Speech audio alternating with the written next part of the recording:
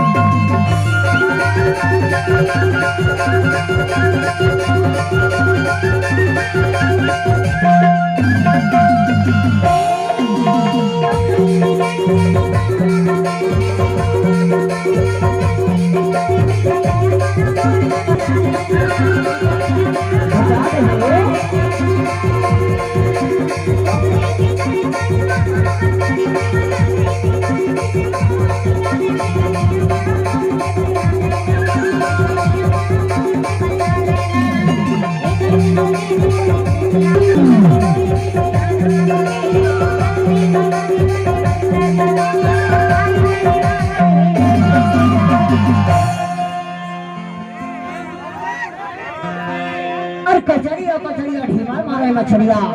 और चल बेटा भूत ये टूरी रे नहीं तो मरकर भकरिया पटक से मरकर भाग के न करिया जहां से आज वहां चल का क्या बेटा चाहे टूरी ने छोड़ का है परेशान झड़ करना है डोला तो डोला तो डोला तेरे ये बाबे मान के बाले डोला तो डोला तेरे ये बाबे मान के बाले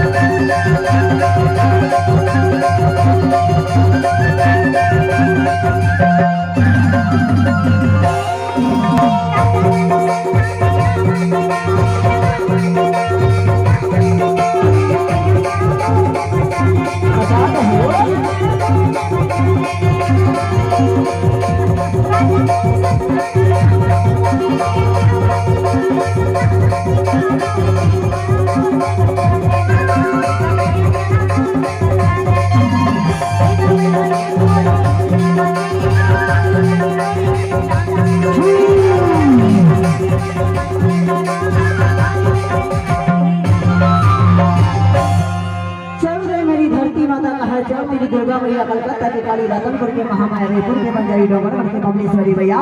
हे नर्मदा माँ कहाँ के भूत आए टूरी न छोड़े है ये टूरी न पकड़े है छोड़ ही कहीं छोड़ ही चल मैं सुबह में घास के देखा था लगा माँ के देखा था बढ़िया चढ़ा के देखा था देखा भाई तो नारीना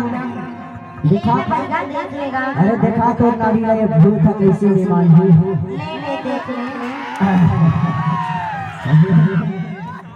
शांत रहे भूत टूरी के नसनारी रे देखे ते छोड़ के कहीं छोड़ के देला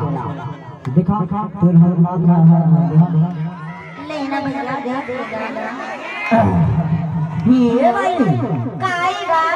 अरे ऐसे मारने वाला भूत नहीं है वो बहुत बड़ा भूत है तो नारी है बता के तोला जान के पकड़े के भूत था तो कैसे मारिए भैया अरे यही करे गांव के वही मट्टा के भूत है तो लगे है रमरमा के भाई ऐसे हां और जौन कहूँ तौन खर्चा ना पूजा ना देवे खर्चा पानी ना देवे तो ठीक हो जावे ठीक है सबको खर्चा पानी दे देगा देवे ना और तोर ये जवानी ना देख के तोर भूत पीछू पीछू लगे है वो ऐसे अरे अरबन तोर जवानी है एकरे से भूत है तोर जवानी ना देख के वहां है अच्छा तबे तो दिखाओ बांधा है तोर जवानी अरे ऐसे मारने वाला भूत नहीं है बहुत बड़ा भूत है ऐसे बड़खादा है